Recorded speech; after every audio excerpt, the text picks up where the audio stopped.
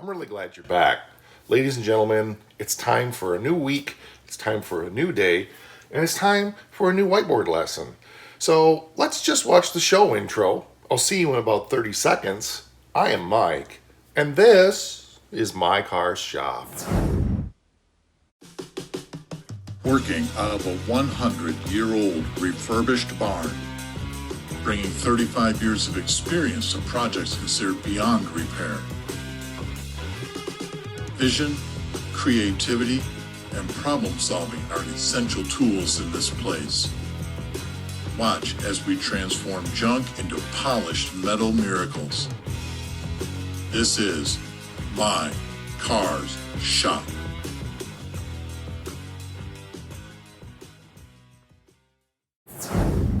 I've been promising for a while that I was going to discuss the fuel system that I built way back in the day when I worked at Walbro Corporation. The fuel system that I built for the 68 Dodge Dart Pro Street GTS. One of the favorite cars that we have here on the channel, actually. And so I thought I would start out by just sharing a little bit of the maths. Not really, no maths today. But just sharing a little bit of the theory and my thinking behind how I built that fuel system, and then of course sharing the design with you. So the first thing that I did was select a fuel pump out of our Walbro catalog when I was there, and I happened to choose the Walbro inline GSL 393 pump. So the 393 pump is rated at a 155 liters per hour. And the unique thing about Walbro fuel pumps, the way that we would advertise them, was we didn't advertise them at free flow. If we did, then this pump would actually been about a 208 liter pump, but we advertised it as a 155 liter, which is right here on our scale, about 35 psi. 35 psi works for most fuel injection systems, particularly throttle bodies. So it's a moderate pressure inline fuel pump that actually maxes out. Its blow-off valve is between 100 and 110 psi. It starts flowing at this 208 liters or 55 gallons per hour.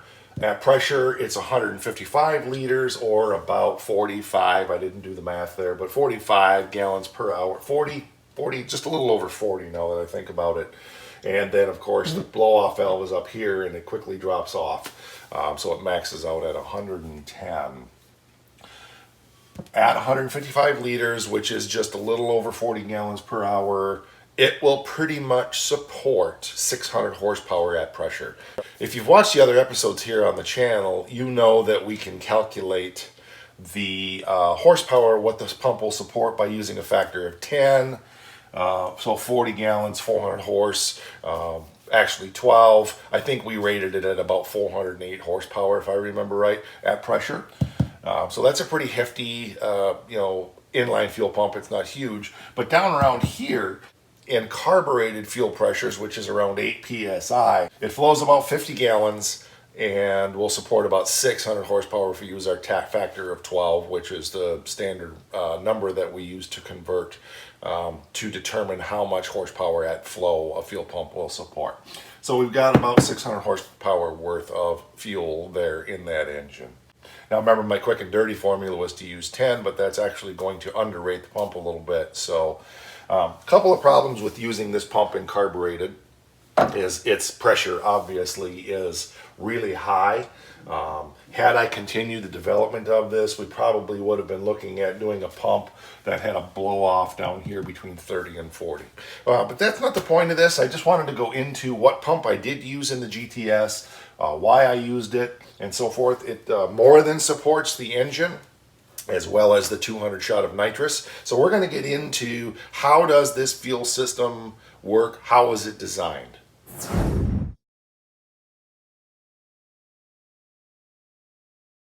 So in the GTS, and I will get some video to show you this, there's a fuel cell in the back. It's actually a NASCAR fuel cell. It's not a drag racing fuel cell because of the way I was building this system. And there is 2 fuel fittings on the top. And this is, of course, our little fuel inlet where you dump your gas. This is a foam-filled fuel cell, but for our purposes, and I don't remember which is inlet and outlet anymore, doesn't much matter for the sake of our purposes. So let's say that this is the outlet where the fuel comes out. So what I've done on this is I put my GSL fuel pump. It's down here actually on the floor, mounted in front of the tank. You can't see it in the car per se. But this is my fuel pump. And then out of that fuel pump, it feeds the engine, right? Well, that's a problem because a Holley carburetor will only handle about 7 psi, 8 if it's a really good one. And that's obviously an issue because this pump without a regulator maxes out at 100 plus psi. So in most systems, what you would do is way up on your engine, you would put a regulator and then a return line that feeds the fuel back. That's a traditional fuel regulated system, and this of course would feed the engine from here, and it would maintain your 8 psi, and all of your fuel would just return. So you're circulating a lot of fuel over a long distance.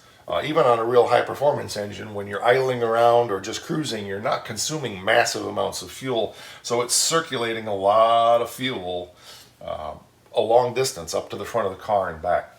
So in the automotive world, they started moving the regulator back, and this is in the OE world, and they moved the regulator back in the new vehicles. That's actually part of the module. This one isn't. I could bring one down. I have some upstairs, but the module on a lot of these vehicles is actually mounted right in the regulator is actually mounted right in the module, so that the fuel pump puts out, goes into the regulator, the engine takes what it needs, and it just dumps it right back into the module. It's called demand regulated. So in other words, the engine or the fuel pump is putting out to the engine what the engine is demanding for fuel, and it's bypassing everything else. So literally it's taking this and moving it right back, in the case of in-tank, right into the fuel tank. Now in this case, this is an inline pump. So what I did was I took a Mallory fuel pressure regulator. I think I set it to 8 psi. It could be 7 psi. Don't remember. It's been a long time. And of course it goes to the engine here and then returns right back to the fuel cell. This is all in the trunk. It's all within about 2 feet of the tank.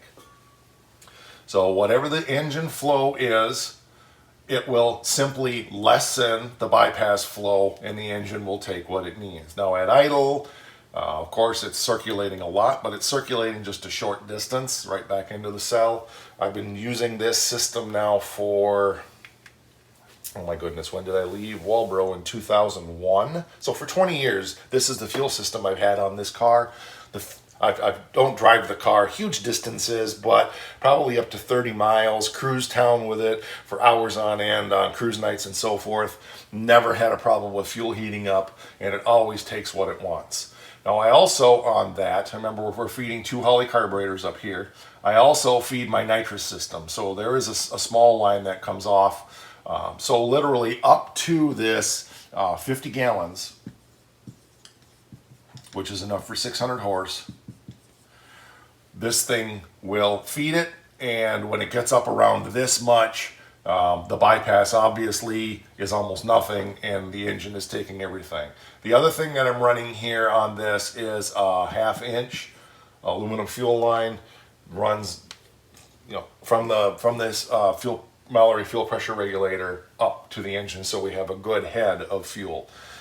It was an experiment when I did it. I just recently ran across another guy who figured this out and is using a similar system not with a Walbro pump, but he's using a similar system on his car as well. I don't think he realizes it's called demand regulated, but so that's the fuel system design. It's nothing new, it's nothing revolutionary, except at the time, 20 years ago, I don't know anybody else that was doing it in a carbureted vehicle. Now there's one downside to this pump, and we never got any further at putting this system together for any kind of production, and I don't know if we ever would. But the downside to this pump is this 100 to 110 psi blow off in the fuel pump itself. In other words, it's when this fuel pump deadheads and the pressure relief valve inside the pump cracks off. This is really technically way too high for carbureted. This should probably be at 30 psi or so to 50 psi. probably more like 30 would be a lot safer situation for a carbureted vehicle, because if something happens to this regulator, this thing will just start pumping out 100 psi, potentially, if this thing gets plugged up, and we don't know what that would do to lines that are not designed to handle that kind of pressure. Now, again, it's been 20 years I've been doing this, so I'm not recommending this system. I'm saying I have built a prototype and I've been testing it for 20 years, but you get the theory behind how it works. So let's take you over to the car and just show you real quickly as much as I can, and we'll try to maybe get the camera up over the fuel cell so you can at least see the regulator. I don't think you'll be able to see the fuel pump at all because it's mounted right down here on the floor, right by the in front of the fuel cell, and it's impossible to see it. Here we are in the trunk of the GTS looking at the fuel cell. Again, this is a 20 gallon NASCAR type fuel cell. And I chose this because of the inlet and the outlet, where a traditional drag racing would have a sump down here on the bottom. The fuel lines would come out the back to allow the fuel slosh to help feed the inlet and outlet of the fuel pump, or the inlet of the fuel pump, I should say. This one comes out the top because it's an NASCAR pump. So I just checked, and this is the return on this one, and this is the outlet of the cell to the inlet of the pump. We also, of course, have our bottle of Happy Juice over here, but that's another subject for another day. So if we can get you up here just a little bit, I apologize, my trunk seal's falling off. I didn't realize that. Maybe we can see. Yes, you can see our Mallory fuel pressure regulator right there. I don't have it mounted at all. It's just in line. Notice I've got in the video it looks like the line's pinched. It's not at all. So it runs from the fuel. Oh, there's a fuel pump. You can see it mounted right there. There's a filter on the inlet side of that, which is not recommended because that can actually cause the fuel to separate when you're sucking through a filter. So I believe I had an issue with a little bit of debris in there, and I put that on there to help solve that issue. So I need to remember to get that out of there. But anyway, I think there was some of the foam in the cell when the cell was new caused the first pump I put on to fail. But anyway, it comes out of the fuel tank into the fuel pump, into the regulator, and then returns here, and then of course that goes up and feeds up to the front of the car. I would show you on the engine, but there's really nothing to see, and actually there's an episode on repairing the fuel system on this car, so where that line comes up and goes into the distribution block between the carburetors and then tees off over to the nitrous system. It's pretty straightforward. So I don't have the car fired up right today, and I've got stuff in the way. There's another car in the way, and I'm on limited amount of time today, so I'm not going to do that. But there's other episodes you can see that and gather that information. There's nothing better than having a 5-minute dialogue and then finding out the camera wasn't turned on. So let's do this again. I want to go through a scenario here with you about fuel systems as well, just to share a little bit more to get you thinking about the importance of at least doing some rough calculations so you have some idea what's going on. So basically, we're going to pick 5,000 RPM as our maximum RPM for horsepower. So let's say your engine's generating 500 because I feel like using a bunch of fives. If your engine's generating 500 horse at 5,000 RPM, then your peak fuel demand is going to be at 5,000 RPM, correct? Now, you're going through the gears in your car, and we'll use the quarter mile as a scenario, but it can be street car as well. You're going through the gears in your car, and you hole shot your car, and you pop a big wheelie out of the hole, vroom, vroom, and you start motivating forward, right? In the first 50 feet maybe is where you shift out of first gear into second gear, somewhere in there, depending on the gearing of your car. But no matter what, the amount of time that you are generating max horsepower is very minimal in low gear. So you might only be there for less than a second. Whee! Right? And that's it. Then you're in second gear. Boom. So the amount of time for that engine to ramp up to 5,000 horsepower again is a bit longer. It could be 2 seconds, it could be 3 seconds. That's when you're hitting your maximum horsepower. And for a lot of cars that aren't engineered quite right, they may not be achieving their red line at the end of the quarter mile. But if they are, then you might be in this 5,000 RPM power range for a longer period of time. Let's say that right at the trap, boom, you are at 5,000 RPM. The time from here to here, maybe 3-4 seconds, when you're in that 4,500 to 5,000 RPM range, where you're starting to really demand fuel. Now, here's my point. If you're only in that 5,000 range for just a split second, right, your car revs pretty quick. Your fuel system's more than going to be able to handle, because of the amount of fuel in the bowls of the carburetor and so forth. If your pump is too small, you're not going to starve it for fuel in first gear. This is where most people end up starving their cars, and they don't realize it, because maybe their car's not built, engineered to achieve red line at the end of the quarter mile, and they're all going through the traps at 3,500. I'm exaggerating for just to prove points, okay? So you may only be running 3,500 RPM, and let's say you're only using 300 horsepower at the end of the trap. So you're well within your 500, your 50 gallon, 40 gallon, whatever it is, 42 gallon fuel pump that you need to supply for 300 horsepower. This is where a car can stumble right here, and you don't even realize it. Let's say that you are in that range for, maybe 2 to 3 seconds. So 1,000, 2 1,000, 3 1,000. That may be a bit long, but you're at that 5,000. You're generating your 500 horsepower for 2 to 3 seconds right here in the middle of the track. For that little bit of time, that fuel pump, if it's not big enough, may not be keeping up, and this is where you may be losing ET and not even realize it. Sometimes this won't even show up on a gauge. If the gauges aren't quick response gauges, for the amount of time you're there, the engine's really pulling hard, so you're demanding a lot more fuel for a longer period of time. The fuel bowls can't compensate because it's longer. The fuel pump starts to fall short. The engine hesitates and stumbles, but you can't even tell it is, because it's such a minuscule amount, and you're losing maybe a tenth or two right here because your engine's starting to starve for fuel. If you were going through the traps at 5,000 RPM, or maybe you hit 5,000 RPM right before that, because you're in third gear, the engine is taking even longer time generating that high horsepower. It would show up here even bigger. But if your RPM down here is less than your maximum horsepower RPM, or your red line, if you will, you may not even know you're starving for fuel, and it's all happening mid-track and you don't realize it.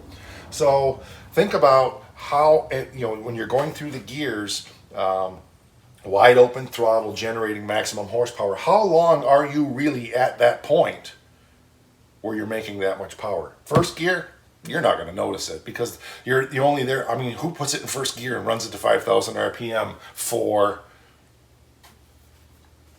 a length of time? The second thing is the load, because first gear, even if you hit that 5,000, you may not be making 500 horsepower there, because it's happening so fast. There's no load because it's such a low gear. So just because you're reaching that RPM doesn't necessarily mean you're generating that amount of horsepower, because it also depends upon load. So second gear, there's more load. Third gear, there's more load, or fourth gear, fifth gear, whatever your car does is my point. I just picked 3 speeds because it's simple. So the higher you go as you're stirring the gears, the more the resistance is. So on a dyno cell, we put a load on an engine and then run it up to these different RPM ranges, and we're constantly loading that thing to achieve maximum RPM. But in the real world, when you hit that RPM, doesn't mean the car's under maximum load, so it's not necessarily generating maximum horsepower. So there's a lot there to think about, but by experience in working with race cars and so forth, and also having been in the dyno cell, this is often when a car can be losing a couple tenths. Just so I put that out there as food for thought. Doesn't mean it's your case, your scenario, but it has to do with load as well as RPM when you're making horsepower, because just because you're at that RPM doesn't mean you're necessarily drawing or generating all the horsepower, or, as we say here, all the wildcats that your engine has to offer. Just because I have some experience with something doesn't mean I'm an expert at it, so I'm only sharing what I know. There are a lot of guys out here on the internet and, well, in the world, who know a whole lot more than I do about this. So there are plenty of websites and plenty of other YouTube channels that can take you as deep as you want to go. And of course there are articles, and there's this really strange thing I've recently discovered. It's like a stack of papers all kind of bound together, and they put writing on it. I think it's called a book. And you can find books on this subject as well, to read more if you're interested. It's not rocket science. But it's things to think about if you're trying to build a car and you want to be sure that you've engineered things. It's so easy, I see in today's day and age, where people go on a forum or go on a Facebook page and say, what do I need to build? And people will just start spewing stuff off, and none of them have done the math, and then they have problems and they can't figure out why. And just by doing a pen to paper and doing some simple calculations that we've been sharing here with you, you can take the mystery out of your fuel system. All right, that's going to do it for this episode. I hope you've enjoyed it. I hope you've learned a little something. Even if you completely disagree with me, that means you've thought. And so, no matter what, it's a win-win.